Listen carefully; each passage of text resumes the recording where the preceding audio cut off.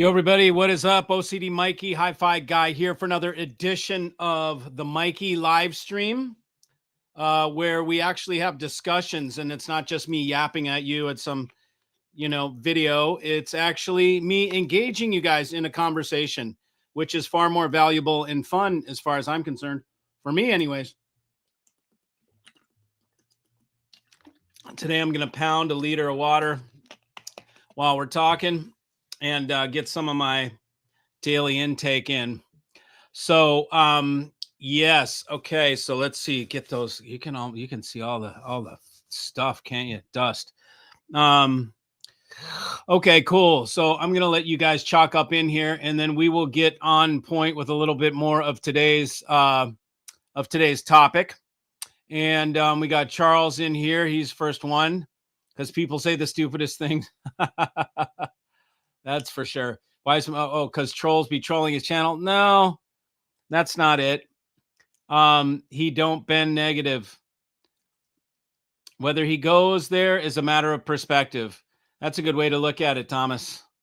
Yes, I agree. It's a different way of looking at it. So, what do we got? We got Wednesday and Wednesday live stream. Look at that. Oh, I'm getting here we go. Getting all sorts of text coming in. Feel free if anybody wants to call in, you guys can call in. This is the call-in number. And if you feel like sharing, otherwise you just type it in and we'll get the conversation going. Tonight's conversation is why do I have a forked tongue many times?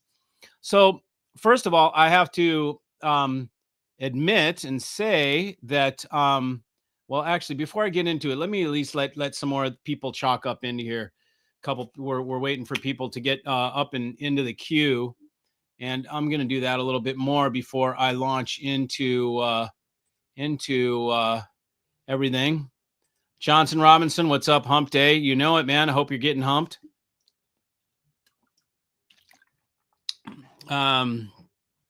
Yes. So what's he doing? Oh, I've got some cool things cooking. I can't tell you about it right now, but I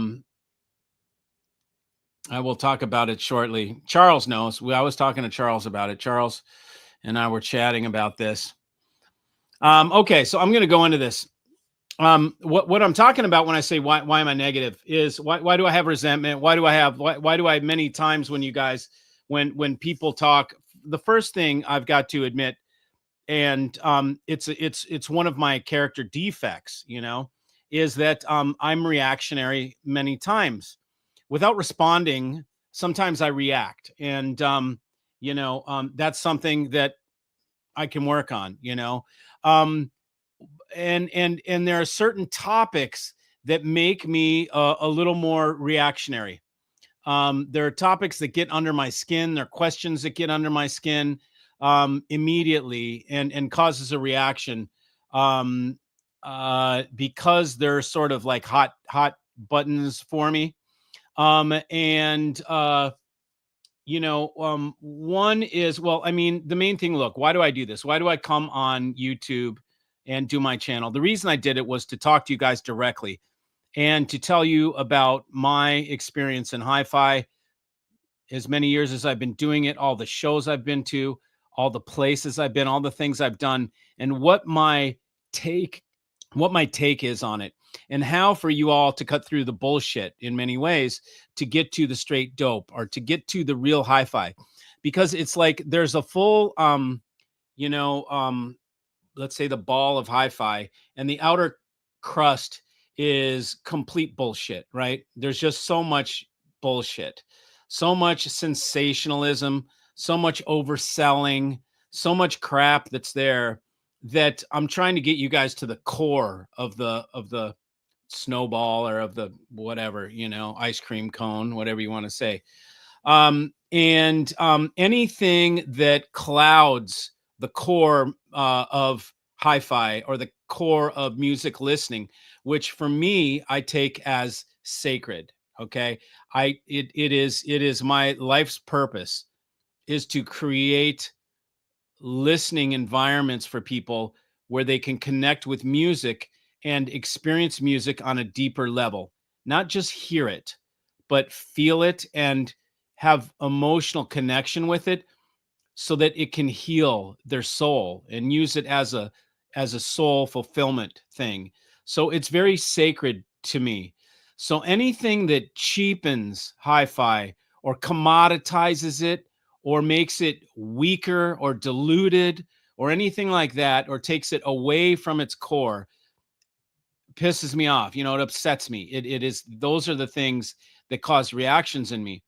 And with the advent of YouTube, there is just 10 million times more sprinkles on the ice cream cone. There's just so much greater bullshit.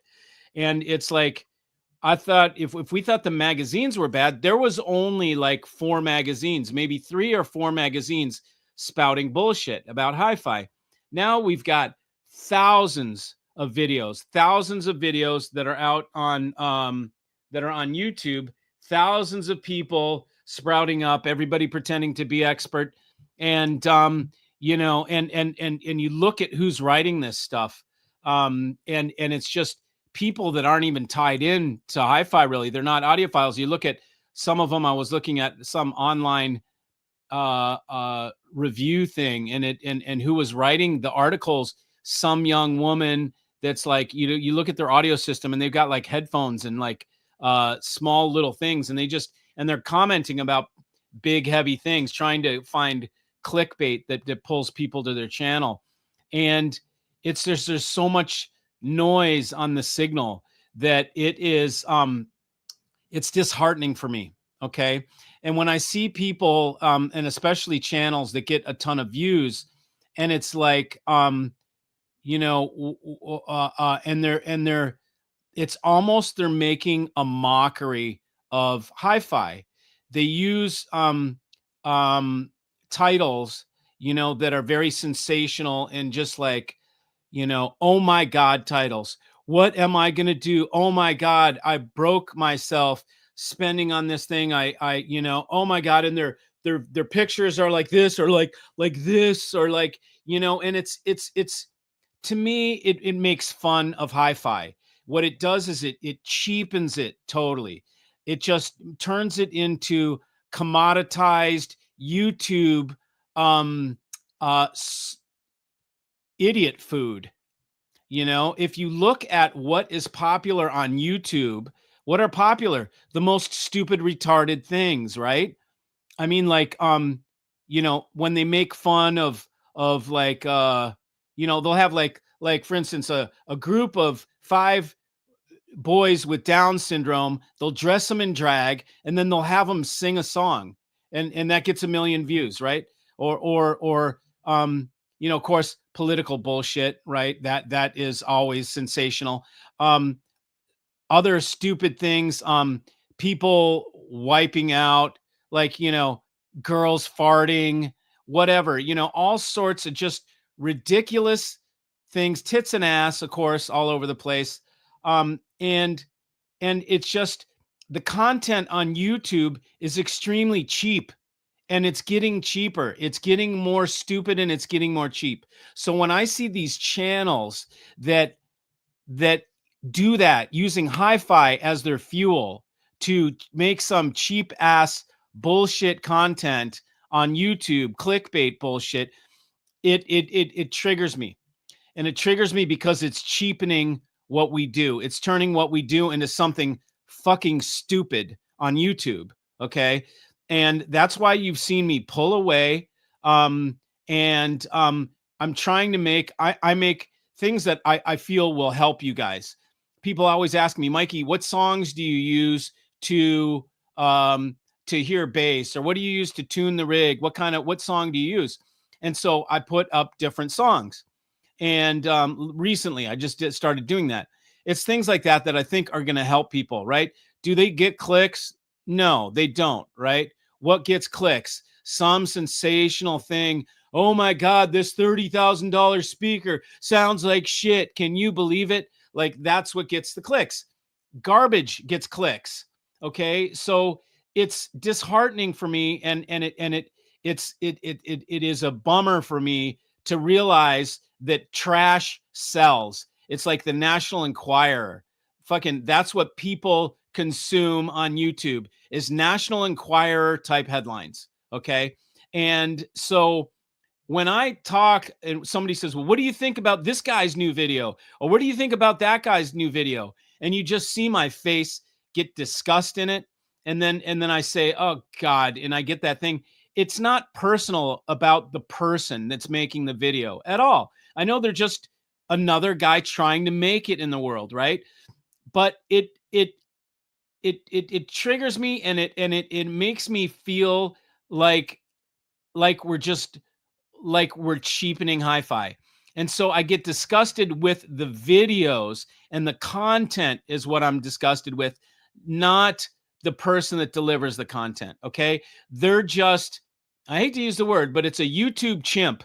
Okay. That's all they are. And how am I going to get mad at the monkey that does the dance? They're not even the messenger, because it's not even a message in many times. It's just dramatic, stupid shit for the sake of drama so that you guys click on it. To know that those videos are the ones that get a whole bunch of clicks makes me ill. It makes me feel like I'm swimming with monkeys and douchebags. And again, okay, so I shouldn't, it's not personal. I guess it makes me, maybe I shouldn't put it that way. It makes me feel like I'm in a pool that is a cesspool. Okay. Maybe there's good people in that cesspool, but it's like we're in a swimming pool that a bunch of people have shit diarrhea into. And I'm in the same pool swimming around in the brown, murky water of diarrhea swimming pool, and that is why I get triggered. That is why when people make these stupid videos and they ask me, oh, did you see this guy's vid or that vid? And I look at it and it's just so stupid and useless, and it doesn't really help you guys in any way. It's just for the sake of drama. It disheartens me, and it makes me lose hope, and it makes me and it's part of why I'm completely breaking off. I haven't told you guys much about what we're doing, but I have a group and we're working in the background. And I'm not going to tell you what's happening until it's happening, because I don't tease. And again, that would be another dramatic thing, would be for me to tease you. Oh, I've got this amazing thing coming up, or what's Mikey's magical thing coming up, or like that. Then it's jerking you off, and trying. And it's like, again, that's also playing some sort of game, in order to just to cause clicks.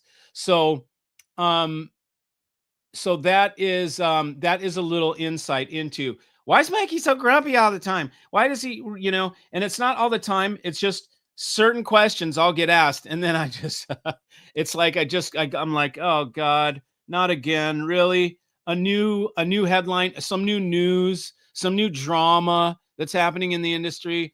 It's like it is and that's why in many ways I respond the way that I do. Andrew Swift, who is getting into cigars, and I'm helping him, wants to know what I know about Daniel Marshall humidors. I know nothing about them. I know about the what is this guy's name? Aristocrat humidor. That's what I have. I have an Aristocrat, but these are cabinet humidors. I don't know if they make desktop humidors. Crusted from Audio BS Life and the Idiots, most likely. Oh yeah, no, it's the in many ways I see our society as totally de-evolving. It's getting worse with the social media, with AI that's making people stupid. You just saw a story in the news where a kid committed suicide because AI told him not to tell parents about his depression.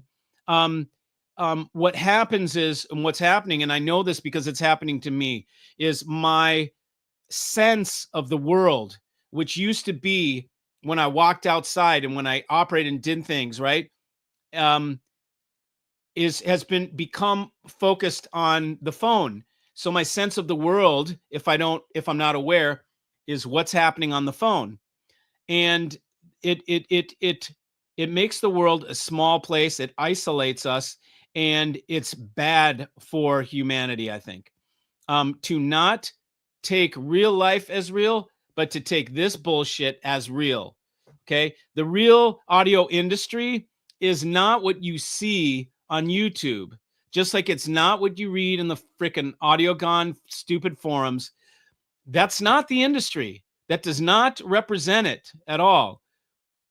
On YouTube, we're entertaining, we're doing things. I'm trying to educate. Many people are just trying to entertain with drama and train wrecks to get your attention. But it's not the real world, okay? And we're de-evolving by the more important this becomes, the more we're de-evolving as society. And when I see that happening with hi-fi, it bothers me because it's precious music listening. And for the younger generation getting into it, they're going to go right to their phone. They're going to go right to YouTube. And what they're going to get is dancing monkeys. They're not going to get the real message. They're not going to get real, tangible, helpful topics. They're going to get stupid shit. How does it help them if some freaking speaker that's 35 grand doesn't measure well by some dude's freaking measurements at his house? You know, how does that help anybody? It doesn't help anybody. Oh my God, it's $35,000 and it doesn't measure well. It's not flat. You know, oh my God. You know, it's just all this drama about shit that you don't need to be worried about because you're not going to have that damn thing. And if you like the sound, who cares how it measures, you know?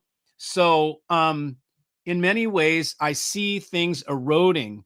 I mean, somebody sent me pictures from a headphone show the other day, and there was like nobody there. And you think the new kids are there? Hell no, not at all, man. It's still a bunch of old paunchy geezers with pot bellies and pocket protectors and fucking fanny packs. You know, I mean, this shit is going down the drain.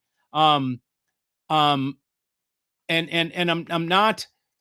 I'm just saying there's no fresh blood, you know, and for fresh blood watching the drama on YouTube, that's how they're going to get their information on YouTube. They're just going to be so misled and so confused that it's crazy.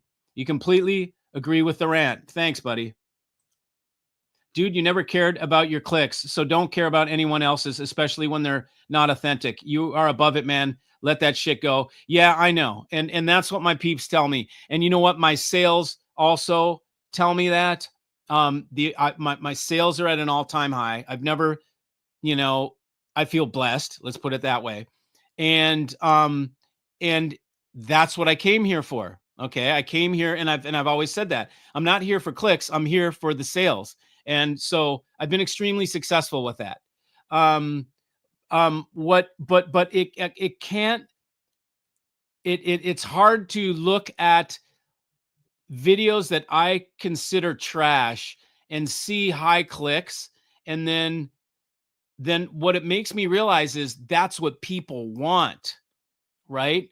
And so that's disheartening. I'm like, I can put out quality content and it's smart people want, I guess, some people want it, it equivocates to sale. The buyers want it. Let's put it that way. The buyers want my information. The people that just want to maybe click on drama and, you know, I mean, that would be the true test, right? Let's look at our bank deposits between mine and the guys with all the clicks and let's see who does more sales. Then that would, I guess, really tell where the rubber's hitting the road. But the bottom line is it just seems like, wow, really? Is that what gets a lot of clicks? Like that stupid shit gets like all these clicks? Like, holy shit, look at, and again, nothing wrong with Randy. Randy does his own thing, but Cheap Audio Man. And you look at it and he's talking about Bose and then he's got Bose ads in his thing.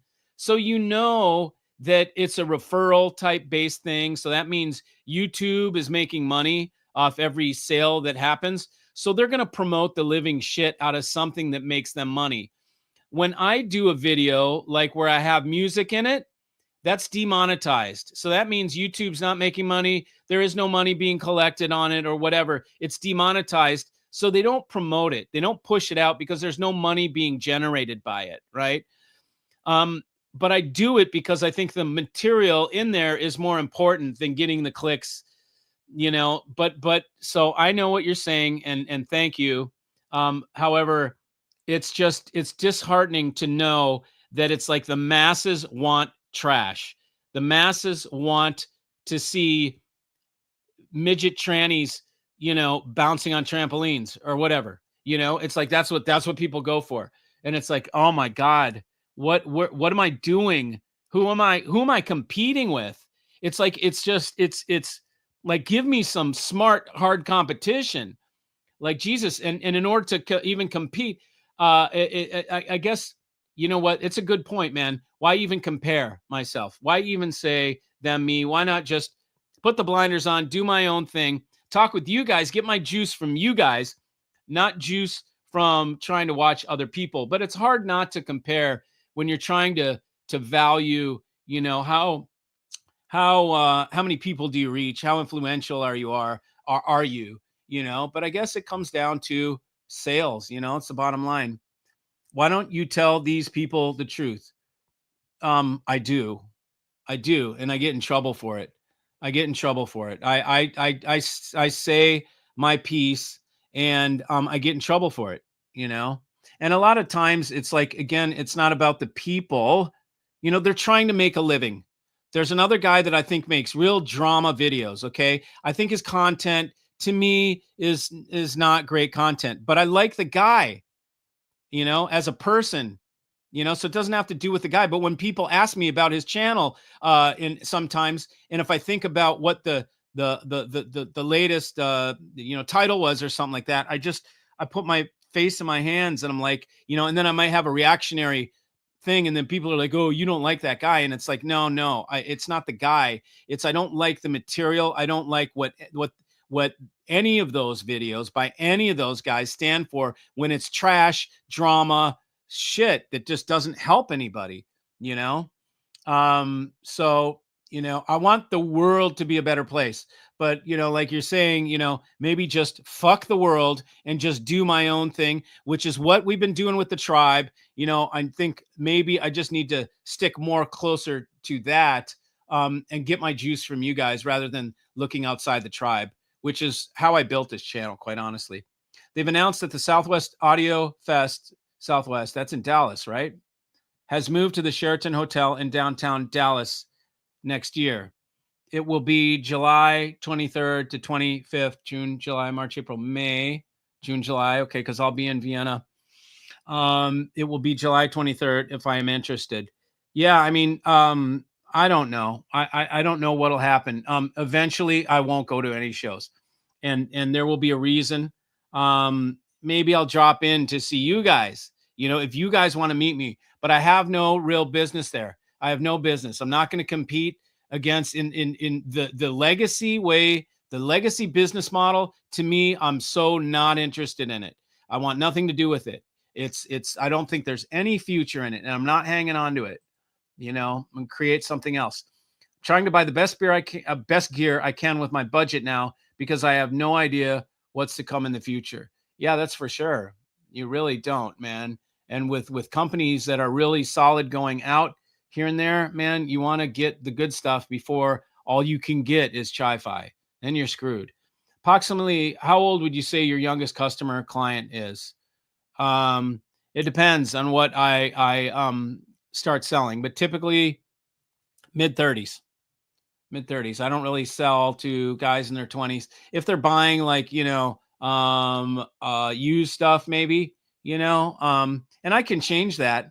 I could change that, but it's like I stick where I'm most adept and where I enjoy my client base the most, and I like young guys, but it's selling like $5,000 complete systems or whatever. I'm never going to go there. I'm just not,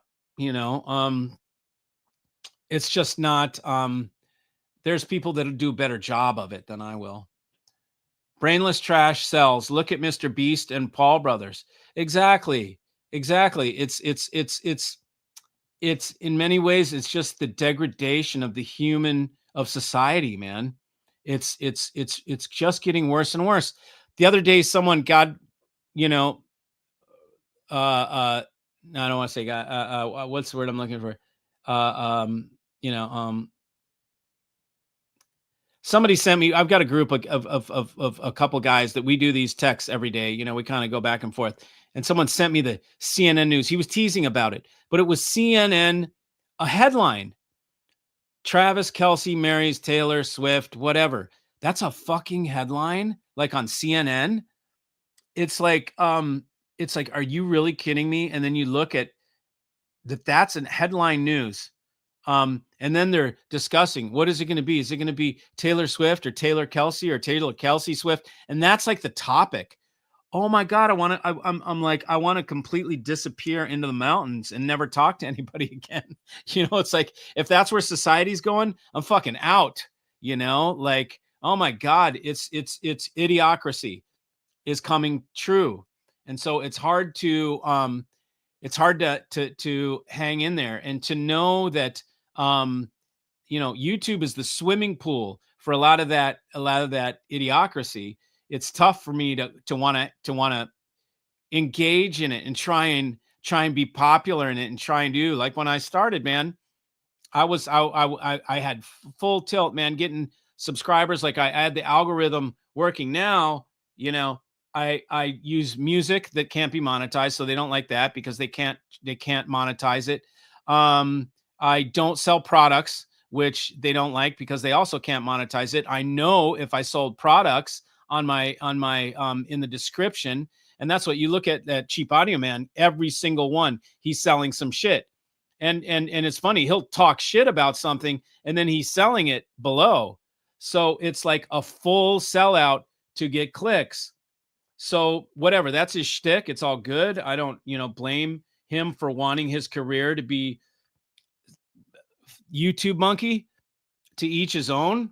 But it's just after a while, I'm like, you know, I think I've got to rise above. Hey, Mikey, I listened to you simply to cut through to the truth and the bullshit. Totally agree with your comments. You need to take a vast majority of YouTube content with a pinch of salt.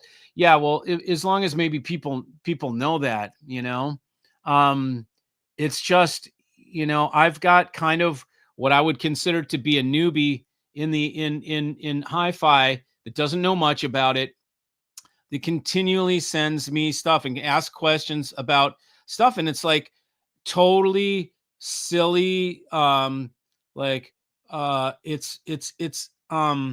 it's like a waste of time and a waste of brain. It's a waste of attention.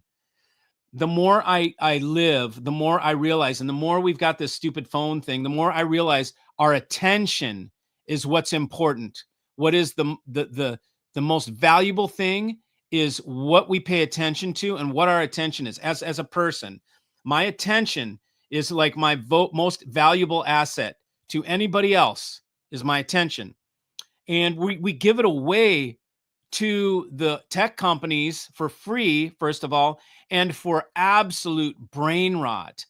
It's not even I'm giving you my attention to learn something, or I'm giving you my attention to gain. I guess gaining insight is learning something, or to teach. I try and give you my attention to teach something. But it's like it's erosion of our attention.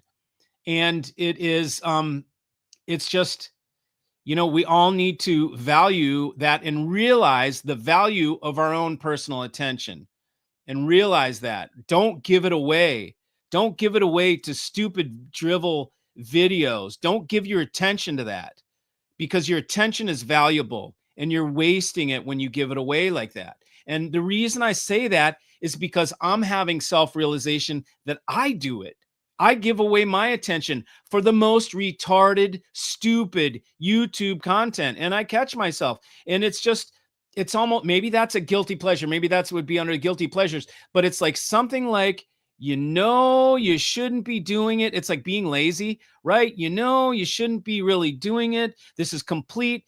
I might as well be jacking off right now because it's a complete waste of my time. It's complete masturbation of my attention.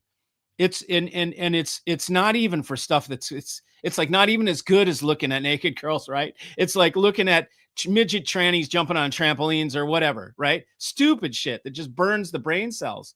So it's I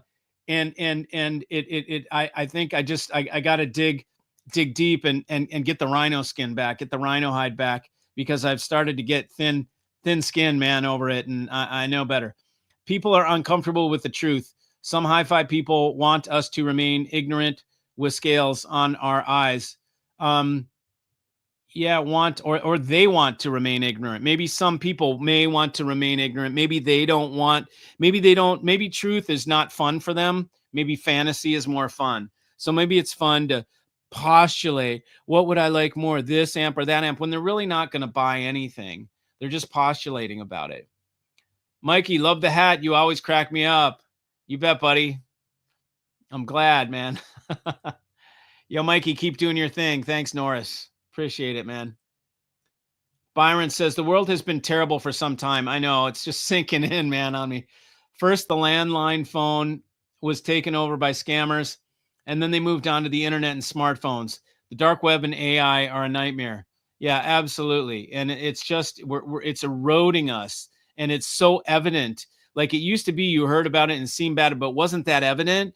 But now with headlines like, you know, Taylor Swift and the football guy getting married, and what is her name going to be? Like when that's a headline, that is so in your face, and it's so obvious that we're dissolving. We are decaying as humans, man. It's gnarly.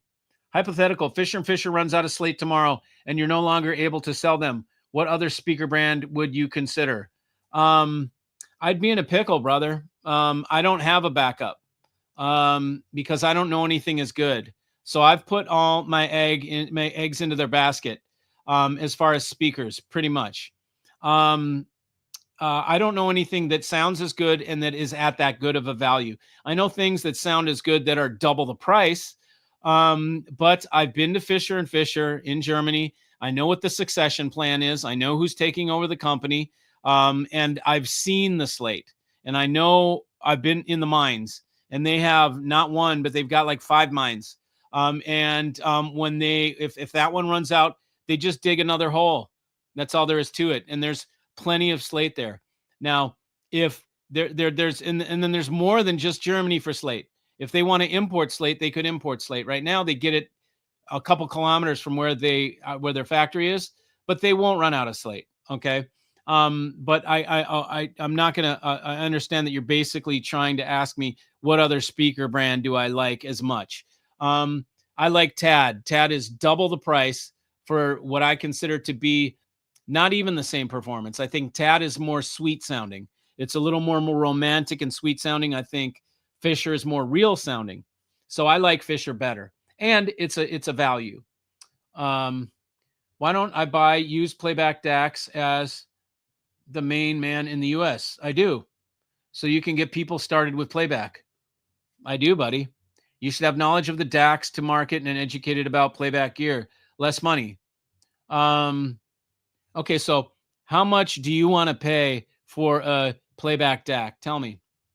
Tell me the maximum you would pay for a playback DAC. Curious. Now I want to ask you guys another question about DACs.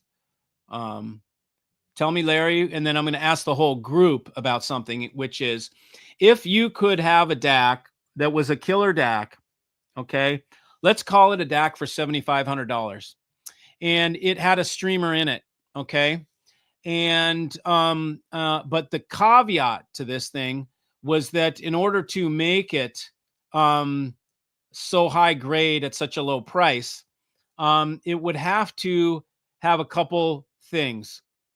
One would be Ethernet would be your only input. That's it. It's got a streamer inside. You put the Ethernet to it and you use whatever Rune, whatever software you want, but you've got no other input. You can't put SPDIF. You can't put USB. You can't put Toslink. It's got one freaking input. Okay. The other thing is that the volume control would be through your app on your phone. So whatever you're playing the tunes from, right? You're streaming. So you'd have maybe a tablet or a phone, and whatever that thing is where you're seeing your pictures and you're picking your music, that's always open. it has a little volume slider on it. So you use that little volume slider instead of a separate freestanding remote control. Give me your feedback on those two concepts: not having a remote control and only having Ethernet as an input. Basically, it means you're committed to streaming and you can't use a CD transport, or a digital tuner or whatever. I mean, I don't know much else that comes in on the other inputs. So tell me about that. But Larry, tell me, what was the maximum amount you'd want to pay for, let's say, a playback designs? Let's say a new one. What's the maximum you pay for a brand new? Say if we could make it for any price, Larry, any price. Let's say playback would make it at any price. What would you pay max? And let's see. Hey, Mike, would the NAT integrated drive a small 88 efficient speaker? Yes, it would, for sure. How the NAT integrated compare to the entry level monos from NAT? Well, how do they compare? It doesn't have a preamp. There's no way to control the volume unless you have a DAC with a volume control. And so the monos are better, of course, but they don't have a preamp. So let's say you already have a DAC with a volume control that is a really good volume control, then you don't really need the integrated. Then I would use the monoblocks. Wait, I love Taylor Swift. I cannot relate. Kiddos call it brain rot. That's it. It's brain rot. It's absolutely every bit of brain rot. Mike, why are serious streamers like the MPS so plain in comparison to feature-rich streamers like the 3 Eversolo ones? What makes them feature-rich? A full color TFT display? What do they do that the MPSX doesn't do? And I want to know that first. And then second of all, I can tell you that the best things in the world are the simple things. You know, the Whopper floppers that have everything on them, they're never the best. Those are just meant to be, how can you have an Eversole? Let's say the Eversole has a DAC, it's got a streamer, it's got a volume control, it's got a full color TFT display, it's got a bedtime alarm, it's got a, Bluetooth, it's got a timer on it, it's got FM radio, it's got all that shit, okay? Those are never the best. The best things. Look if you know watches, do you know watches? The most expensive watches are the ones like without complications. Okay? The ones that don't have date. They don't have they're like, those are the most revered watches. They're the simplest and the most revered and the highest level, okay? It's the same thing with MPSX. The higher level you go, pretty much the less features they have. The cheap Chinese shit or Korean, whatever Eversolo is, the cheap shit has to have features in order so that you'll buy it. So what are you buying? Are you buying quality of sound or are you buying features? You need to make up your mind. If you're after buying features and you're buying a list of features and you're only going to buy it if it has 20 plus features, then buy the one with 20 plus features if that's what you're after. If you're buying for a display, buy the display. If you're buying for a discount, which one gets discounted the most, then pay for a discount, buy your discount. But if you're buying for sound quality, Playback Designs is the one. So it depends on what your priorities are.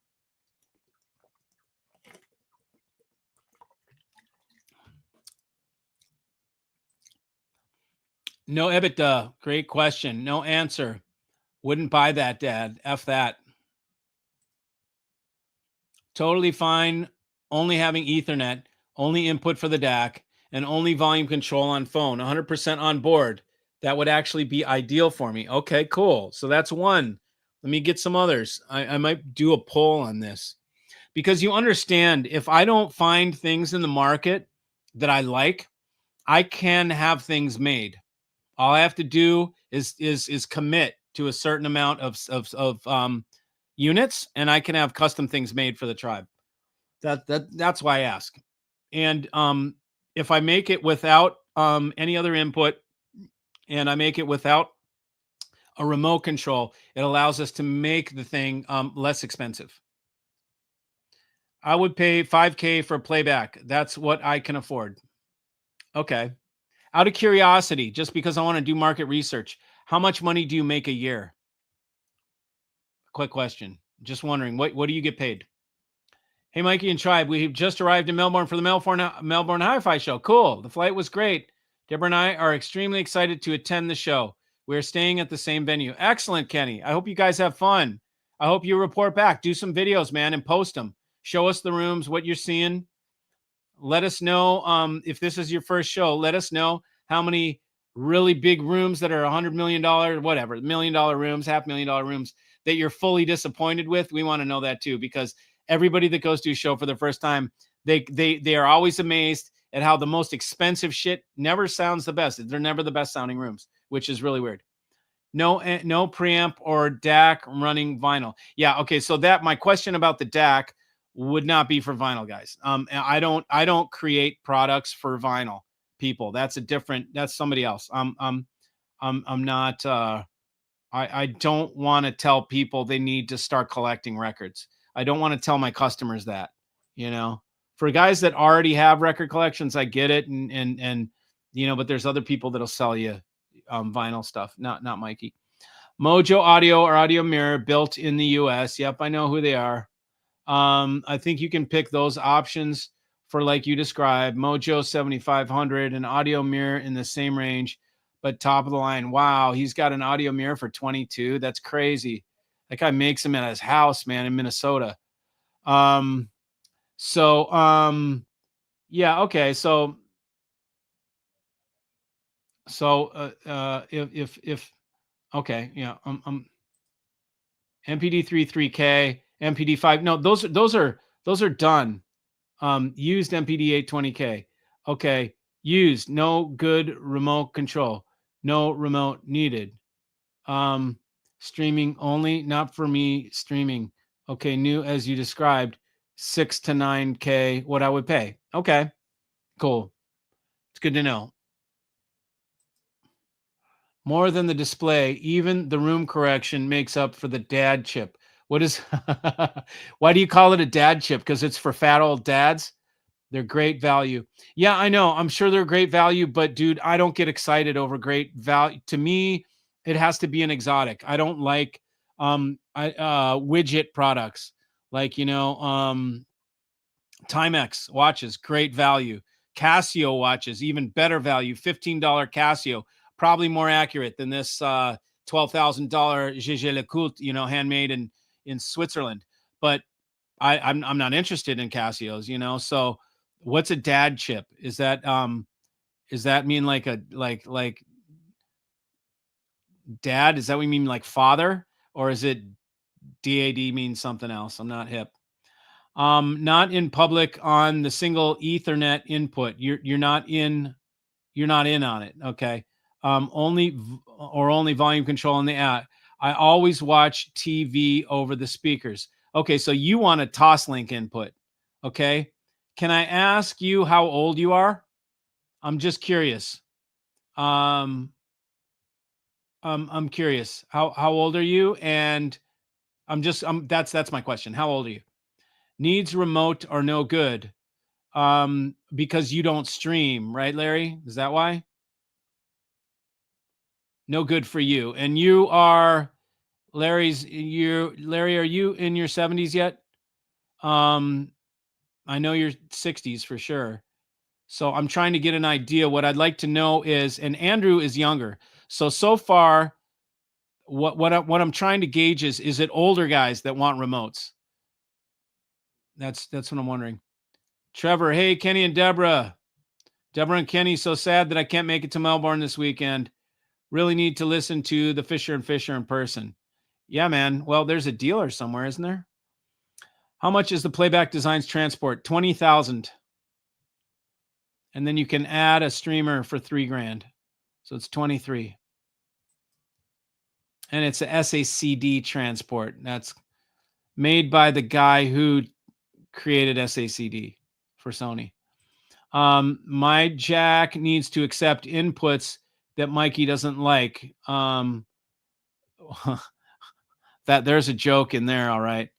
I'm not going to go there, and it mustn't force me to use it as a preamp.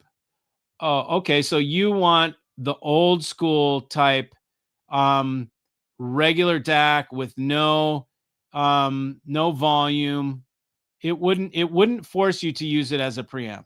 Okay. You could bypass that. That's easy to do. You could use it as an old style DAC with no volume control. I call those old DACs. So your DAC, probably not your jack, your DAC needs to accept inputs that Mikey doesn't like. What, like Toslink? Toslink's the only one I don't like. Um, and tell me what jack you want and what you use it for. The one I understand, the Toslink for the TV, I get that. Is that why? Is that why you want it for your TV? I'm wondering. Spinning CDs only as of today. Okay, so that's what you do. Okay, so that's, yeah, okay, I get it. The second you try streaming, Larry, you'll never go back to CDs. Take it from Dan. Dan's not watching right now, but Dan, same thing happened to Dan. He was still buying CDs and stuff like that. He tried streaming and he's like, Mikey, I can't believe this. I'm never going back. You know, amp with DAC with a digital and analog input. Amp. You want an amp with the DAC and digital and analog input plus Ethernet. So streamer too. Why not? Why not go for everything all in one? Haha, Deborah here. What's up, Deborah? We will definitely do. We're going to do one of our shows from the Fisher and Fisher rooms. And yes, we'll be cruising around all other rooms. Awesome. Do it. Do it, do it, do it. What in-wall speakers are you using for home theater in your listening room? They are BG Radia, planar magnetic. No longer made. Are you currently using the Puritan 156 in your system? Yes, I am. It never came out from the first time I put it in. LOL. DAC. No, my iPad. Oh, DAC. My iPad sucks, dads. DAX. I'm back on my Android now. So DAX equals DAX. Dads equals DAX? Is that what you meant? Okay, 75 retired. Okay, so that tells us so far. What I'm getting so far is that older dudes like the remote. Newer, younger guys. Let me get some more younger guys confirming if you don't mind using the volume control on whatever software you're using to play your music when you're streaming. If you don't mind just moving that little slider, is that enough for you to control volume? Or and then you don't need to switch inputs because it would only have Ethernet. So that's what I'd like to know. If there's any younger guys that really think they should have remotes, can you use the Meitner MA3i as a preamp? You mean to another DAC? With another DAC, or you mean can you use it to control volume? It does have volume control on it. Yes. And as a matter of fact, I've got one here, open box. If anybody wants an MA3i, just call Mikey and I'll hook you up with the one that I have. It's open box. Kids education, not expensive stereo. Okay, so I mean what is that? I don't you don't need to tell me why you're not spending money. I don't, that's okay. I don't really care. I'm just wondering about features. Yes, you want optical I squared S. Oh, I squared S. You think it's fucking great? You think I squared S gives you an advantage? You're under the ether, my friend. I used to be there too, so don't worry. I used to think I needed I squared S, which is a bastard protocol. What for? So you can have an outboard clocker. I'm teasing you, Eric, but okay. So optical for what? Optical for the TV. And AES for what? Tell me why you want those.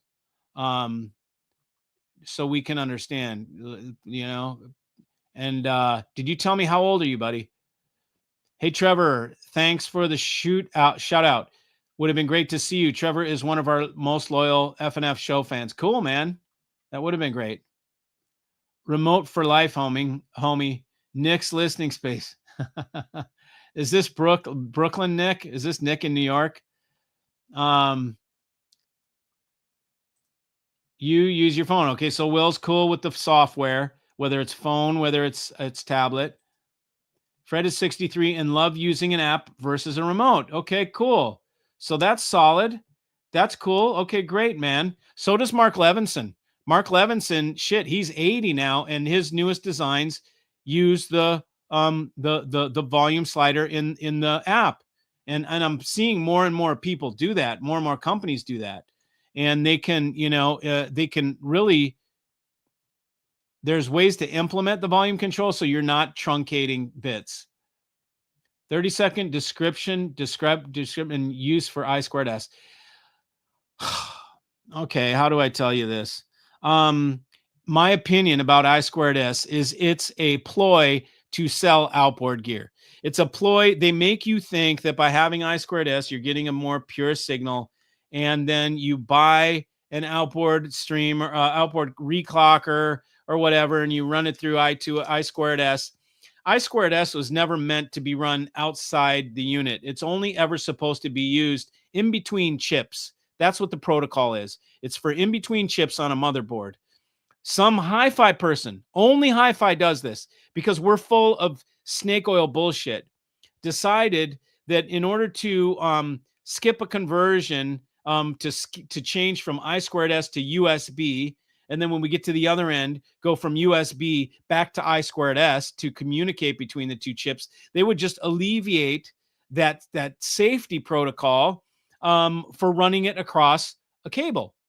So they're starting to use a video protocol, HDMI, or sometimes they use DIN, but they use the video protocol to run balanced I squared S or whatever digital over and eliminate the USB conversion. That's what it's for. It's to eliminate USB conversion. That's why they do it. But it is not a standard. It is a hack, and it's bastardized, and it's only used in hi-fi, and it's mostly used on Chinese stuff. Some other stuff. I've talked to designers, when I talked to Rockna, they couldn't stand that people wanted I squared S. They thought it was the stupidest thing in the world, but they did it anyways because it allowed them to get people that think they must have I squared S and put everybody under the ether and then think that they've got something new that's better when it's really not that way. So I hope that makes sense. Didn't I blow up about the Maria not having a remote? Yes, I did, because I am a remote guy, and I'd like the remote. I'm asking people because you're the guys that use them. So I'm asking you guys. We all know what I think. I like remote. Okay, I don't want to use software, but I'm asking other people, do you use software? Now, digital type volume sucks. You can accidentally max it out too. Okay, so so you don't like it. And digital type volume, there's different ways to do it. Okay.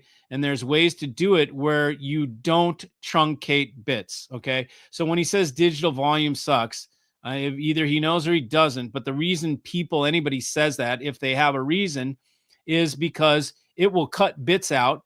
And it means that at low volumes, you don't get the full music, because in order to make low volume, they cut bits out.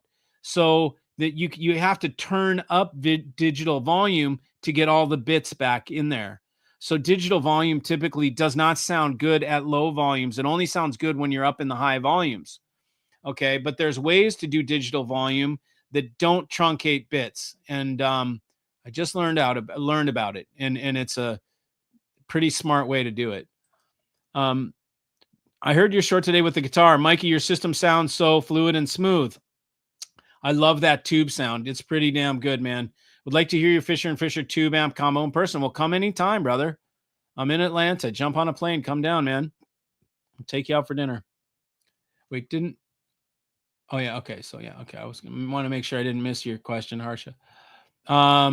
If price is right, no control is fine, but I prefer the remote. Yeah. Yeah, I prefer the remote too, just only because I'm used to it, and I'm just used to it, man.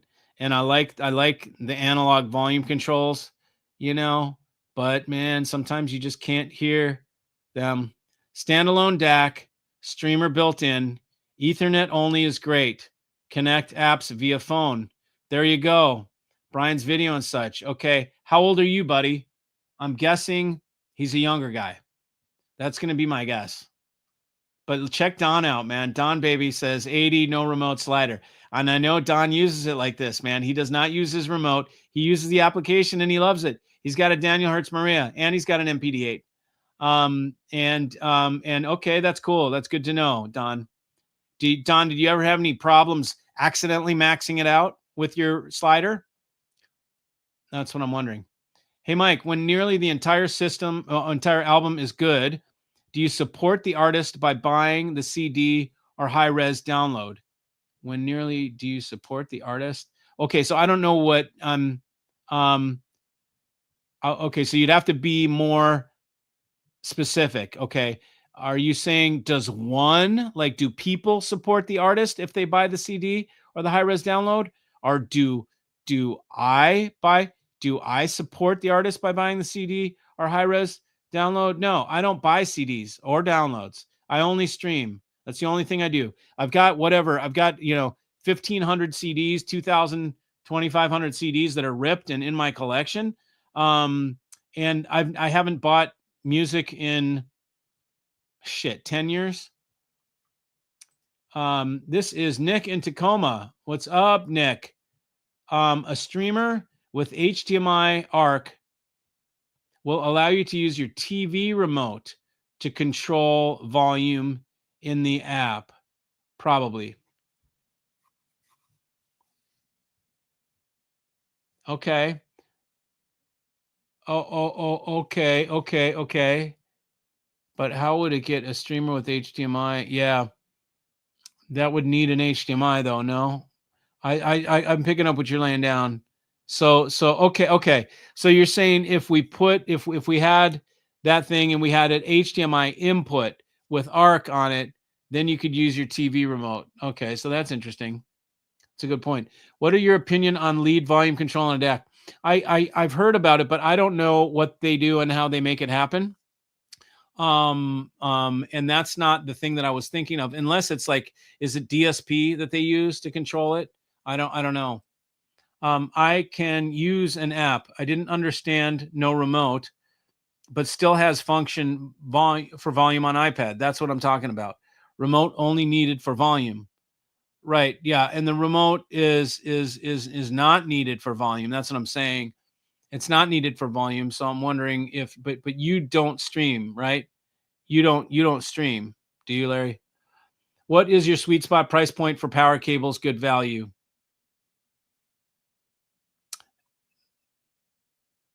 $600. And I sell them. I make them, and I'm selling to you guys at wholesale. I think I even have them on my website right now for 500. Actually, I don't know if they're even. I'm sold out right now. I'm making another 100 of them though coming up. Hi-Fi Tribe, Pacific Northwest checking in. Oh yeah, man, call me tomorrow, Brent, so I can send that damn shipping label. I keep forgetting every day. Okay, you're 49 years old. Okay, cool. Got it. What do you think of Lumen's special digital volume interpretation? I don't know what it is. Can you describe it? Don has never had the slider volume max out accidentally, and he's 80 years old. God bless you, Don. If anybody was going to do it, it would be you. The remote is key when you get an important phone call and you can't control volume to answer. That's interesting. So you're talking about like the phone call happens if you're using your phone and not a tablet. I use a tablet, but you're saying if you use the phone and not your tablet, the phone call comes in. Now you can't turn the volume down. It doesn't automatically do that. It seems like that would make sense for the software companies to kill the volume on it when the phone, but wouldn't that be a pain in the ass? Like every time your phone rings, it kills the volume on your stereo, and then you're just pissed at the person calling. You just pick up, what do you want? Because they just fucked up your session. That's interesting though. Prefer remote. I'm 62. Okay. So yeah, I do too. I get it. Lumen streamers. Yeah. Yeah, I don't know, man. I mean, I just I'm starting to just wonder about solutions that include streamers. Those 2025 technology and 1970 Spectrum analyzer, and I'm happy as a giggle. You put a Spectrum analyzer into your rig, one of those things that does the little the red LED lights, the dots. I don't stream because they are fucking the musicians. Don't even pay a quarter of a cent per play. Sorry, ass record industry. I'm a retired musician, so can't support out of principle. Wow. Good for you, man. Good for you. I can't say that I do that. And you know what? I don't think I should eat another being, but my ass will eat a freaking steak. So, I guess cognitive dissonance, man. I'm going to pay the artist half a penny and I'm going to kill the cow to eat his ass. Um, and it sucks, but I got to be honest. I squared S isn't a video protocol. If it's on HDMI, it sure is.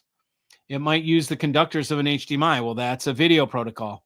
But if the clock fits, um, if what are you gonna say? If the clock fits where it, USB from computer to DAC, USB from computer to DAC sucks. Yeah, that's why we use ST glass fiber. I don't use USB, nor do I use it. You know what? They both suck. Why? Because they're both wires. What does that mean? That means there's a ground that's connecting the source and the DAC. That means the noise from the source is going to the DAC, whether it's USB or whether it's I squared S.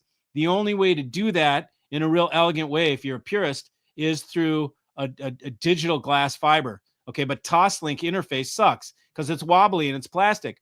What's the only thing that makes sense? ST glass fiber, digital data stream level, data center level, the shit they use in the biggest data centers are they're twist lock stainless steel with glass tips. That's the only way to do it. And that's how I connect my shit is neither stupid wires. Okay. So to me, anything from computer to DAC that's a wire, they all suck. Wires suck, bro. So why do you think they sell all these different wires? And oh, you can change the sound. You need a $1,500 USB, or you need a $1,500 I squared S HDMI, and all that bullshit, man. Well, you know what? You need a $5 freaking AT&T glass fiber that kicks the shit out of either of those wire connections. So if we're splitting hairs, we don't want wire. We don't want metal between the two, because it ties the grounds together and the noise comes across. Even if it's galvanically isolated, they're still very much not isolated. They're the chassis are definitely connected. I have an esoteric streaming DAC with preamp. Okay, great streamer, great DAC. Preamp is not great. Something is always given up when you put too much in one box. It can be, but it also has to do with the designer. And esoteric is known. Tell me, is it because it's too sharp? Esoteric typically, in many ways, was too sharp. But if you get a good design, it can be natural sounding. So I get what you're saying, and I agree with it. But there are some exceptions for exceptional design. Toslink to TV for me. Okay, so that's important to some people. Okay. If you buy a streamer with I square S out, you don't need a digital to digital converter. What is that? I mean, who uses that? I don't need one. I never have. Use a NAS for your local files. Well, yeah, you use Ethernet for your NAS with your local files. A streamer with I squared S out. Oh yeah, to go to the DAC. I don't understand. I'm not putting that together. None of those seem to connect for me. You buy a streamer with an I squared S out to the DAC. You don't need a digital to digital converter. Why would you need that? Oh, you're saying, he's talking about if you have a streamer with and here, the DDC. Okay. So that is the upsell. Okay. So herein lies the rub. You pitch I squared S, you sell DDCs.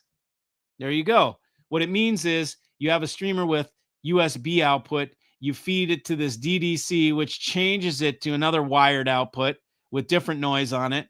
And then you do it so you change noise generators. You're not getting USB noise, you're getting I squared S noise. But okay, so I get it. And then you use NAS for your local files, which is Ethernet connection. So that doesn't really relate that I know of to the first two things. That doesn't relate. Yeah, I can't. Yeah, I don't agree. I don't like I squared S. I think it's bullshit. I think it's a thing to sell DDCs and other crap, upclockers and all that shit. And they pitch it, and I think it's a farce. It's not meant to be outside the unit. If you read about what I squared S is, it is a board-only protocol for the motherboard, and it's supposed to be no longer than 8 inches, even maybe smaller, maybe 3 inches between chips on the board. That's what it's for. And so people are bastardizing it. It's a hack. Howdy, folks. Vancouver Island. I hear it's beautiful up there, brother. I purchased a Deckware amp. Okay, I remember those. I had one way back when. Manual volume control. Steve was like, why do you want to add additional noise in your signal path? So there's that perspective. My response would be use a higher quality volume control. Why are you, so I could tease him. If he said, why would you want to add noise into your signal path? I'd say, why do you use volume controls that add noise? Let's put one in. He'd say, well, every one of them adds noise. It would say, well, how much noise? And then he could say, what's the noise spec? Okay. Well, it's, 0.001 dB of noise or whatever, some spec that's minuscule. And then he'd say, yeah, but it's additive. And you'd be like, yeah, but it's indistinguishable. Who cares? I'd rather have the volume control and a little weensy bit of noise or whatever. There is high quality volume controls that are very low noise. Mark Levinson's the same way. That's an old school way of thinking that, add the noise, because sometimes they think that the remote control, it tick, tick, tick, tick, or it makes a little thing. There's many different ways why people think that it adds noise, but it's very, that argument to me is old school argument. That's an old guy argument. Why do you want to add noise into it? It's like we've got new remote controls that aren't noisy like the old ones. Or the phone conversation goes through the stereo so the whole neighborhood can hear you. Not a good idea.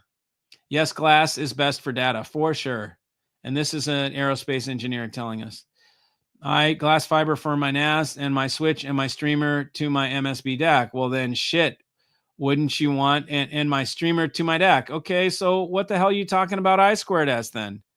If you use glass fiber all the way, I don't understand why you need I squared S. You don't even need it, brother. Why are you arguing it? My first DAC was the now discontinued PS Audio DirectStream Mark 1 FPGA DSD DAC. Yep, not everybody does that the same. I used the Ethernet port with bridge to internal streamer option. It had a remote, server connected via USB. Yep. So that is, so you're saying there was an internal USB, okay, mother to daughter board kind of thing. The dynamics are lazy. Standalone preamp woke up the system significantly. Okay. Because your DAC's not good enough.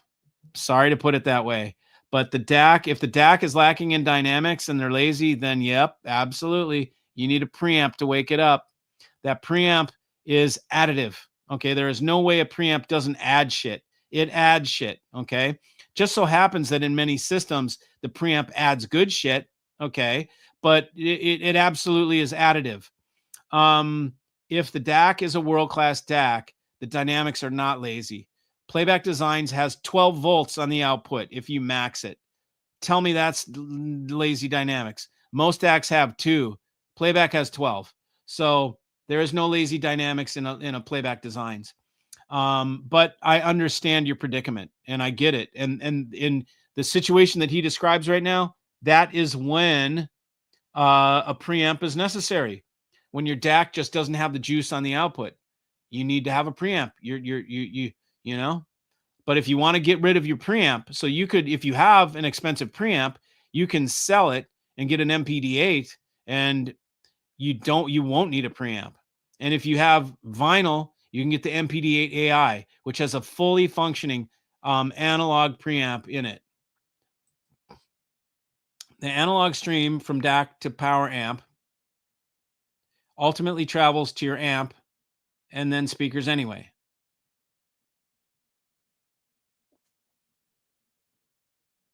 Anyway, well, I don't get to what it refers to. I don't get to what it refers to. Like, okay, I understand what you're saying. Yep, that's true. But tell me how that relates. Yes, Vancouver Island is nice. Open invitation to tribe members to come up here. Fisher and Fisher 470M and Playback Designs MPD8 coming any day now. That's awesome. 100% with you on fiber input. Only put fiber input. Include an Ethernet to fiber converter with every DAC. Yeah, I mean, it would be great if every DAC had do you use do you have an Ethernet input on your streamer? If you have the Ethernet to fiber converter on the DAC, that means your DAC has a streamer inside. So do you use one of those little long ass things that sticks into the Ethernet and has fiber on the ass end of it? I don't know anybody that's done that. I was thinking of trying that. I'm in Seattle, by the way. Yes, you are. That is why these fancy streamers need to start including HDMI ARC so the TV audio is fed through. But isn't it also the same with the TOS link? Because it will allow you remote pass-through. TOS is garbage. It is. TV to streamer to DAC to amp. Yeah, I'll bet you the Denon receivers have that, Highly doubt you're going to find it on a high-end 2-channel piece of gear, but because they don't want to implement HDMI into it, it's just unnecessary extra cost for people that want really a home theater processor. Yo, dude, enjoying smoking in Ashton right now. Cheers, brother. There you go. Oh, this is Greeny. What's up, brother? From Portland. This guy's, his name's Timp because he's Portland Timpani Orchestra. He's the timpani in the Portland Symphony Orchestra. Man, I talked to some guys the other day, Greeny, that were from Portland, audiophiles, and I'm like, man, I got peeps in Portland, man. 2 guys. You got to get together. And they were like, oh, really? Yeah, so. Oh, yeah. So anyways, good to see you, Greeny. I'm coming to visit you, brother. I've got a trick up my sleeve. Andy Crane, when are you coming to South Florida again? I still need to take you to a fish show, man. Fish is coming here, brother. In September, I've got a show up here. So, I'm going to try it out. It'll be my first fish show. I wonder if I should wear a t-shirt that says first fish show. Then maybe I'll get hugs by all the girls. Nice. Love Seattle. I've never been there, man. I want to check it out. 12 volt is a good stat. Yeah, I know. It's solid, man. It's punchy dynamics. I think people want I2S so the streamer can connect to more DACs. Yeah, but see, my argument would be only silly DACs take input of I2S. Reviewers like Jay-Z Aggie say it sounds better than coaxial. But coaxial is shit, Does it sound better than Ethernet? Does it sound better than USB? And it could sound better than coax in what DAC? Ever Solo or something like that? Like which DAC are we talking about? We're not talking world-class DACs because world-class DACs don't use I2S. If anybody can name me a world-class DAC that has I2S, the guy with the flag, Eric. Eric, does your MSB have I2S input? That'll be crazy if it does. And I will kind of laugh a little bit. Not sure I would call it a hack. It's absolutely a hack, Campbell. As an I2 input on my Pontus 2, yeah, Chinese shit, dude, was noticeably the best sounding one. Okay, so they made the hack sound good. What a hack means, Michael, is that there's no protocol for it. That somebody has hacked the architecture. Okay, a hack means using it not as it was intended. Okay, it doesn't mean shitty, or like it's a hack, like you would say somebody's a hack at golf.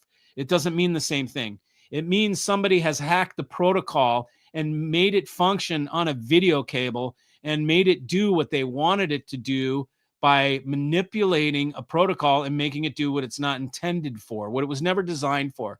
I squared S was never designed to be off the motherboard. And people made it so they can push it through an I squared S or an HDMI. Now, on a Pontus 2, of course it makes it better. And I don't mean to be, to hurt anybody's feeling, but a Pontus 2 is chi-fi entry level stuff, bro. It's not world class. That's like a cheap DAC. So yeah, you can make it sound better on a cheap DAC because they don't put any money into their other inputs. They're leading with their I squared S. It benefits from it, It's not going to be, it would do, Andreas would laugh. If I asked Andreas about I squared S input, he would laugh and chuckle. The best designers are going to laugh at I squared S. The little Chinese are going to be like, yeah, we can sell more shit. The Americans like I squared S. We sell I squared S. Another feature that we can sell. And we make it sound best. And then we sound DDC, or whatever. So I get it, man. I don't swim in the waters of cheap Chinese DACs. So if it makes it sound best, that's fine. But it's in our class of American made DACs, we don't, I don't know any world-class DAC that has I squared S. If anybody knows, does anybody know? Does MSB have I squared S? Does DCS have I squared S? Does Esoteric have I squared S? Does any of the world-class guys have I squared S, or is it just the cheap shit? Ashton Robusto was my go-to cigar. Darn, enjoy. Yeah, man, I don't have any Ashtons. I might have some. I might have one or two in there. Nick Sardone. Sup, Mikey, volume control is not an issue, but can I have an IR for people who have learning remotes? But okay. Okay, well, I mean, if you can have a learning remote, it's easy for us to put an Apple little remote in there, and those little thin guys. That's easy to, if we're going to have an IR, then we can have our own remote. We don't need to make people use their own remote. New listening room in process. Cool. Fiber from the switch to the equipment rack. From the switch to the equipment rack. Fiber to Ethernet converter into the streamer. Oh, is that? I always thought that was funny. That's like the thing that they use with, like, what are those guys called out of Florida? The guys that made the that little teeny streamer. Oh shit. They're Spanish guys. Oh fuck. What are they called? That little company, man. I haven't even heard their name in so long, but they do that. So it takes it fiber all the way, and then it turns it back to wire before it goes into the DAC, which is stupid to me. I mean, the streamer should have an input that is fiber input. That's the solution. Everything else is a half measure, to me. Please clarify. MPD8AI has a preamp, but would you still need a phono pre to line level then into the MPD8AI? Absolutely. It doesn't have a phono pre. It has a preamp. It has an analog preamp, but it does not have a phono pre in it. Two different things. So yes, you would need a phono pre. Switches with SFP modules are what give you fiber. Right. But then you turn it back to Ethernet once you get it over there. I get it. You could also filter the Ethernet once you get it there too.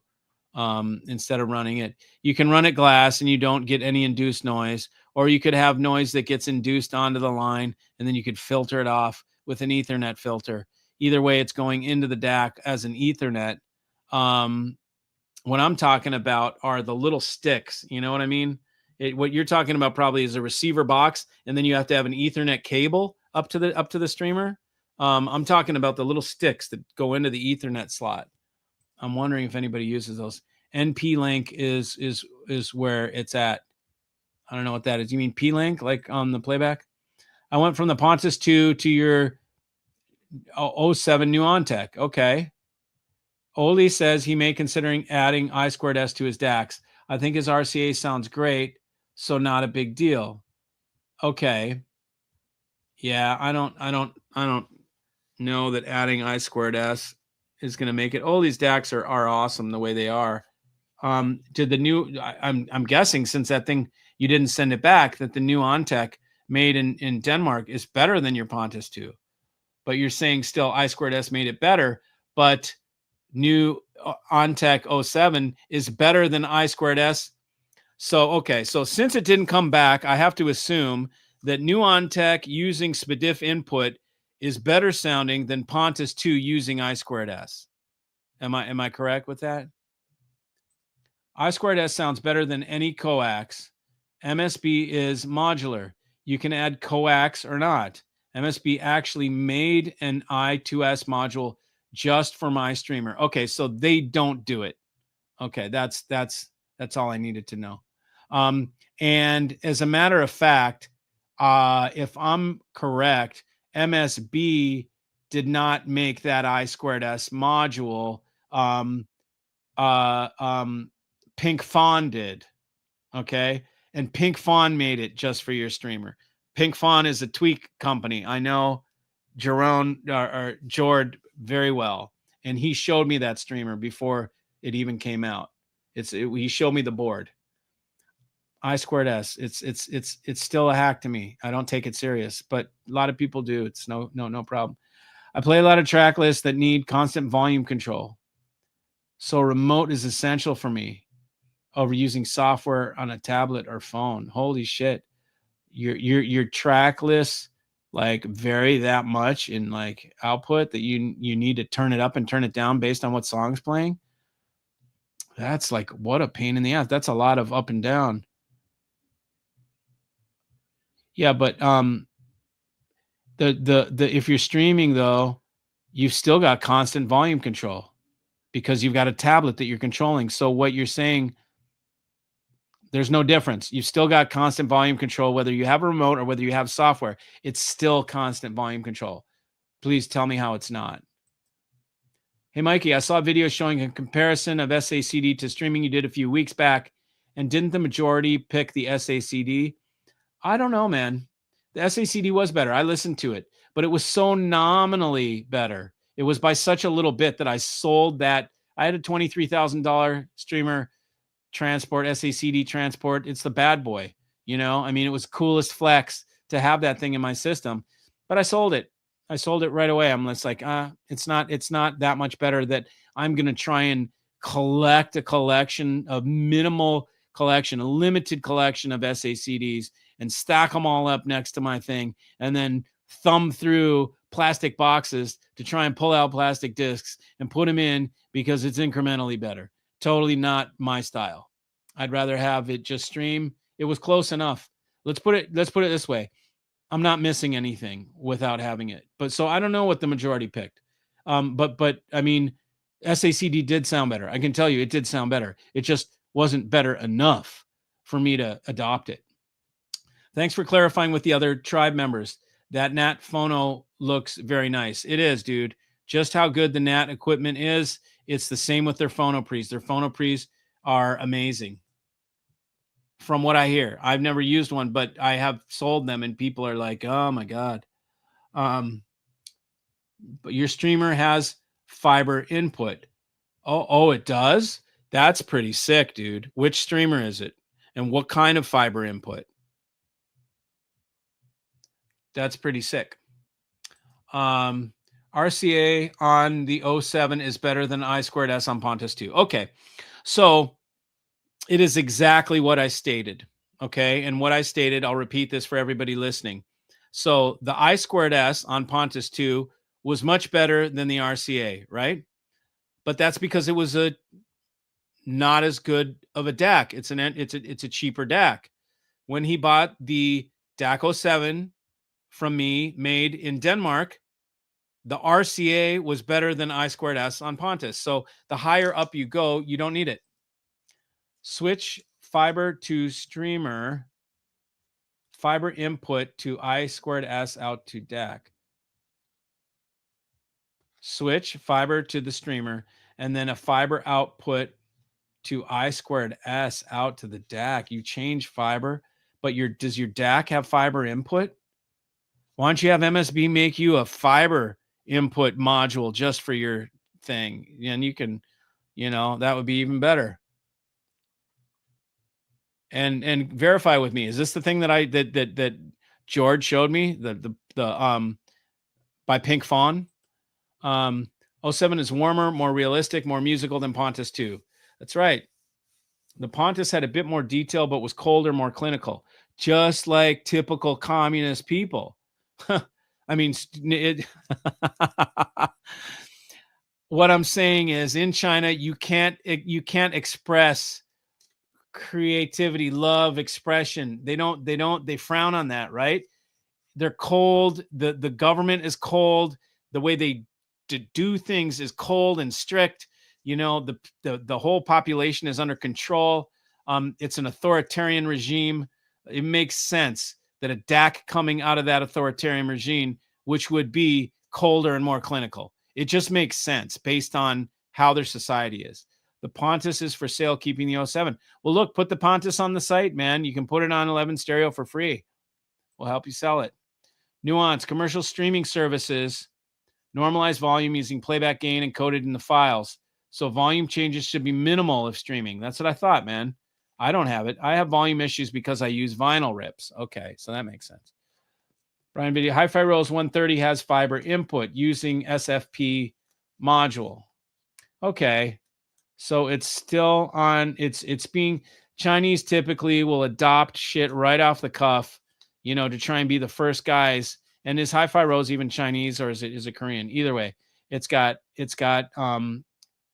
fiber input. So that's cool, man. I'd like to have a fiber input, but I think I can put one of those sticks. Hi-Fi Rose has an HDMI ARC. It's made in South Korea. Oh, okay, brilliant.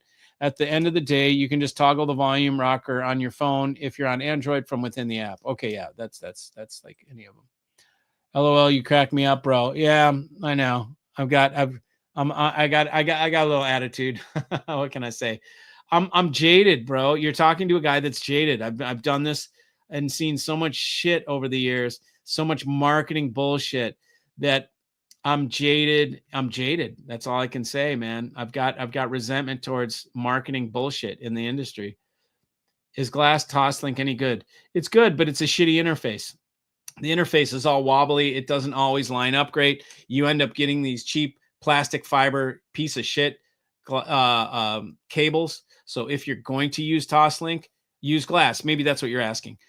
Use the glass ones. Absolutely. You should never use plastic Toslink. If you are using Toslink, always use real glass Toslink, okay, with the metal connector.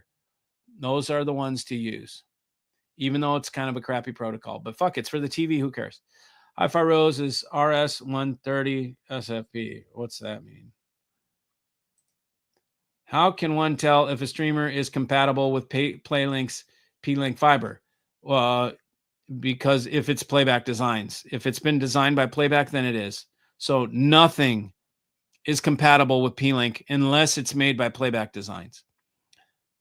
Playback Designs just made a $5,000 streamer for Nagra. So that's a little secret. The Nagra streamer, and I sell it. The Nagra streamer is 5K, and it's got the P-Link fiber. Haha, it sounds like communism. Whenever you buy USA, you can hear engines or eagles screeching overhead. Totally, man. Isn't that funny? It's that's how I feel. I watched a documentary last night on China and how China stands for, they are the prototype for authoritarian regimes controlling the population. Okay. So the rest of the world is watching China start to implement and lay out full control of their population. I'm talking facial recognition at weird checkpoints when they're walking in the street, social credit score, digital money. Like they're completely under control by a wicked authoritarian regime.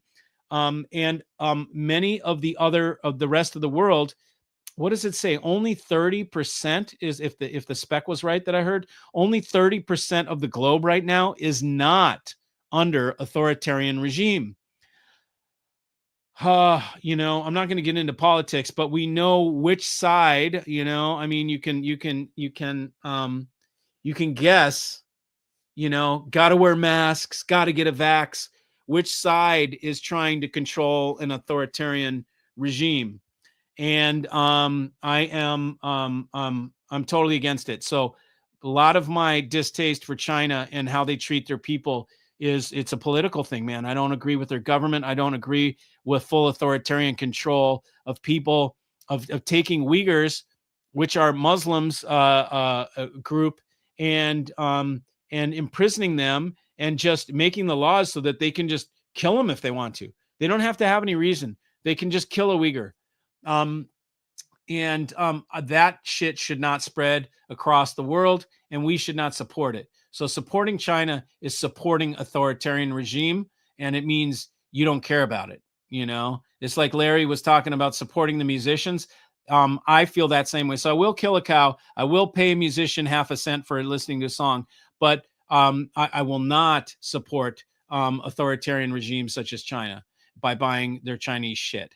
And dude, I mean, the shirt is made in USA. My watch is made in Switzerland. I don't even know this hat. That's funny.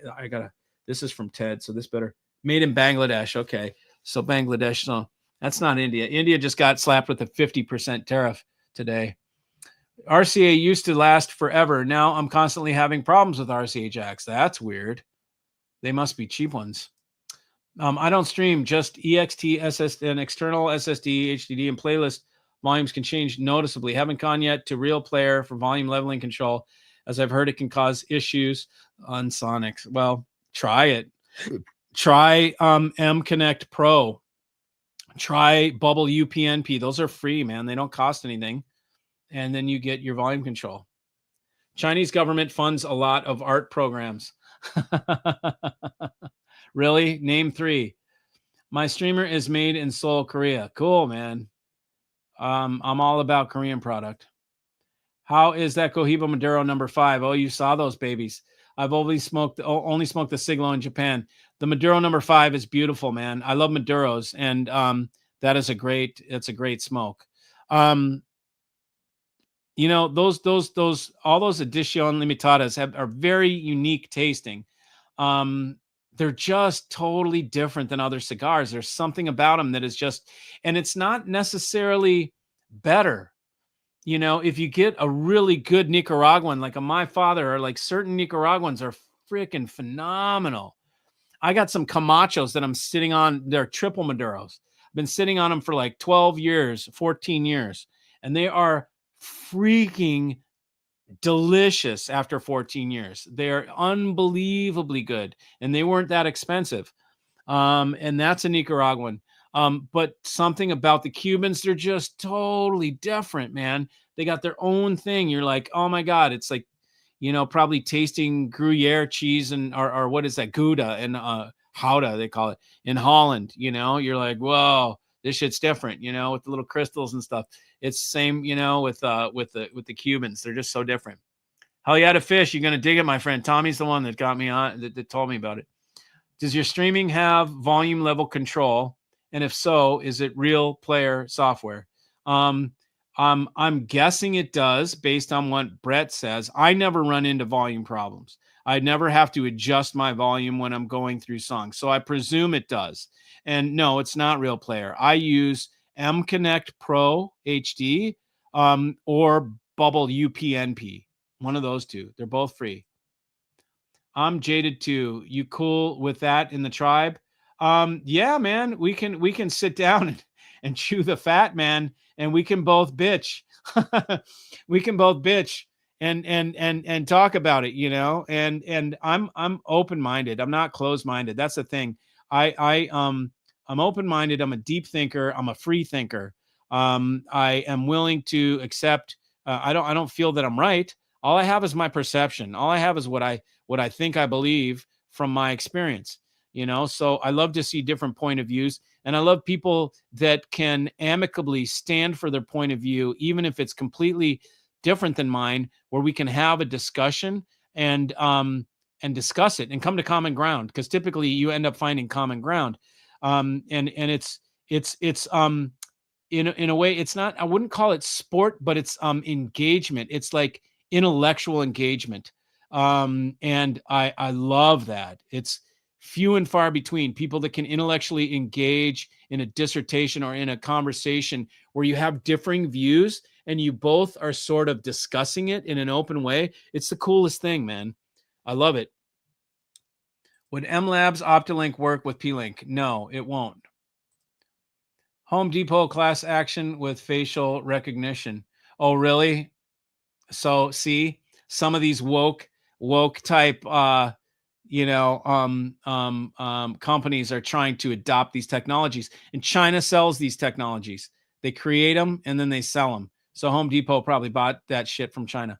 I went through airport security today and I had to have my damn picture taken. Well, yeah, it's a choice. I think you can choose to do that or not, but I end up doing it. I'm like, fuck it, whatever. So you're going to know where I'm traveling. I don't give a shit. But it's a little weird. It makes you realize that you can't travel, without being, and I mean, look, if you take your phone with you, it's the same thing. You're being tracked wherever your phone goes. It knows where you travel. So you can get in your car and go. The only way to do that is to ditch your phone and then travel without a phone. And good luck with that, man. Or get a burner phone and use a burner phone, then if you really just don't want to be tracked, and then why do you even care, kind of thing. There is a way to add real player level tags to the tracks in the playlist, but I haven't tried adding. That sounds like a pain in the ass. So just juggle a bit with the remote for now. That sounds like a pain in the ass. Try different software, Michael. Try M-Connect Pro HD or try Bubble UPnP. I understand about China, but Korea hairs? What does that mean? I don't know what that means. I like Korea. J River normalizes and does it pretty good. I'm not into J River because it's a Windows OS. I like things that are Linux based. So J River not my thing. That's cool. I'm glad some people really like it, but it's Windows. I understand about China, but Korea hates China. Good for good reason, man. 14 years, great humidor. Yes, it's automatic, man. I've got shit older than 14 years old. I've got some Davidoffs in there that are probably they're probably 18 years old. I bought the Davidoff when I bought this humidor, it had sticks in there from the last guy whose doctor told him he had to stop smoking. And I bought the humidor and a bunch of sticks. And I've got some of the original Davidoffs that I bought. Man, those things taste like, you wouldn't even believe. You're like, this doesn't even taste like cigar. Like what? Like this is like cedar, like I don't know, man, like cedar hay, moldy horse's cheese ass. It's not bad. It's not ugly, but it's weird. It's like, wow, this is like complex. Like, what the fuck is this? When you smoke it, never had anything like it. I just had a flashback to President Camacho. There you go. My Tambaqui has I squared S. I've never used it. Definitely wasn't a cheap, for me at least, DAC. Yeah. Yeah. No, I mean, your Tambaqui is more sharper than MPD8. MPD8 will be absolutely more natural than the Tambaqui. We've already done it a bunch of times. I've sold many people out of Tambaqui. So when you're ready for MPD8, Tommy, I'm waiting on you, buddy. I know you're going to do it sooner or later. I'm going to let you come to it on your own. The Home Depot is the worst for China. 99% of that crap there is China made. I know. It's sad. And what's really sad is when you see shit like Milwaukee tools being made in China. You're like, dude, the reason I bought Milwaukee was, I guess the Sawzall is the only one that's still made in America. Thanks. You bet, Michael. Give it a shot. J River I use on Mac. Okay. Well, even worse. Home Depot owner is a huge Trump supporter. They're not woke. Okay. Yeah, but okay, so they're not woke. Maybe they still would buy Chinese shit because it means more money, Hey, Mikey, love the cat, brother. You're a black sheep. That's why you do you. No apologies. There you go, AAE. Appreciate it, man. Try the Davy Churchill late hour, one of my favorite Maduros. Cool. Yeah, I used to get there. What is the Davidoff Maduro called? Don't they call it like a Nicaraguan Maduro or something? Let's see. You want me to dig out what I got? Let me see. I think they are Where are they?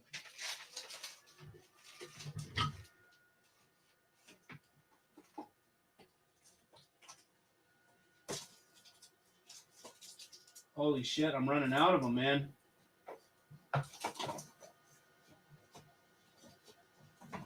I've got one. I think I've got one left. I might have more. This is it. Look at this baby, man.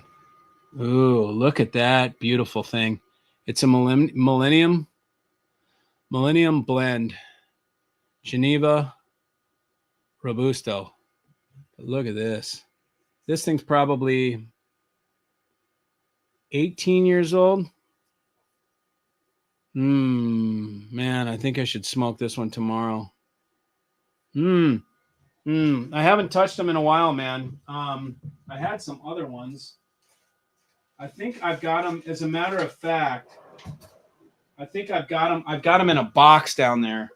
I think I stashed them. I think I've got a full box. I do. Now I remember. I've got a full box of. They were smaller Vitolas. They weren't Robusto like that. They're like petite Coronas probably, and there's a whole freaking box of them, and they are the Millennium Edition or something like that. They were like, yeah, I don't know, man. I've got some good stuff. 6 cigars, yeah, man. I love to smoke a good stogie, man. And man, when you age them, that's why I have so many of them in there, because I can age them, and they get better with age, man. They mellow and they get so good. Here's my box. I was moving this one. This is some My Father's. A box of La Antigüedad. Look at these are fatties. These are good smokes too. I'll sit on these and I've been smoking them, but I can sit on them. I'll sit on them. I got to put this back in here.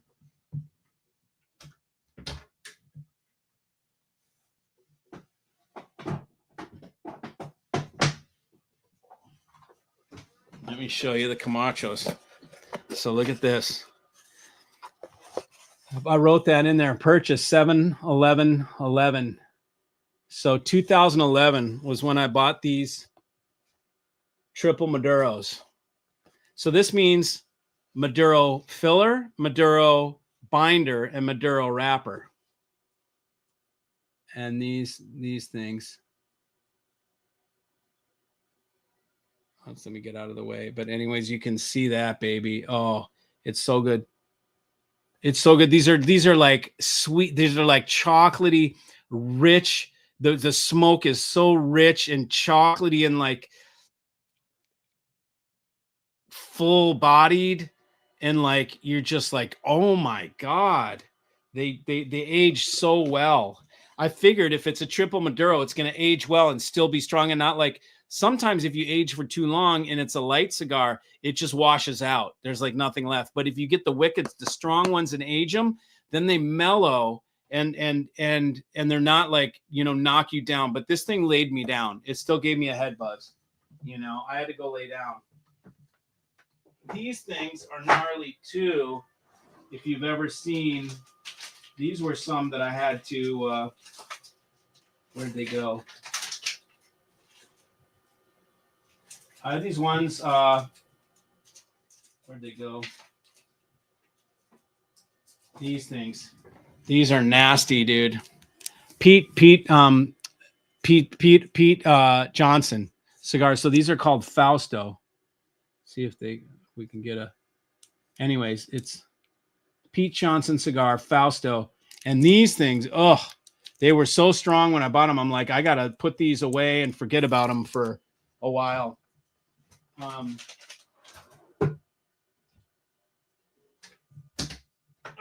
Anyways, all right, everybody, I got to roll, but let's see where we are. I'll do these real quick. Unpack the Mac issue. Maybe I'm missing something. Oh, I don't like Macintosh. Mac computers. Apple, whatever. It's a cult. I'm not into Apple phones. I've never owned an Apple phone. I've never owned an Apple computer. I don't do Apple. That's all. That's all. So I'm like anti. I kid about it. I call it a cult. But no, I just never. I just smelled under my watch to see him. I'm doing a smell check. Smells a little balsamic. Yeah. So, yeah, it's just I don't do Apple stuff. I'm a non-Apple guy. The Millennium is no joke. Yeah, I know they're good. I tried an Ashton recently and thought it was a little light. They can be, you know. Um, so Meitner and playback. My 15-year-old M Lab Stack and SACD transport sound great using AT&T glass. Perfect, man. You're good. I think cigars are turning your brain into pudding. No, no, that was the acid. Would you love to smoke? Would love to smoke with you, Ted soon. Would love to smoke one with you and Ted. The Ashton is very light, but very easy smoke. Sure, good beginner cigar, but also can still enjoy after years of smoking. Yeah, sometimes a light cigar is good because you don't really want the heavy duty one. Man, sometimes I smoke them and it's just like my freaking, I can't even brush my teeth and I'll brush my teeth after and gargle and I can still taste the cigar. Nice collection. I used to go to Hoboken to buy Flor de Flores, only buy there from a nice guy. 2 years later, he's on Cigar Aficionado. Cool. Cover eccentric billionaire who did his own brand from farm to shop. Sweet. Cool. All right, everybody. I'm going to take off. Thanks, everybody, for joining. I appreciate your attendance. Love you all. And I will see you guys Sunday. And I'll talk to you then. So, everybody, take it easy, and I'll see you soon. See you.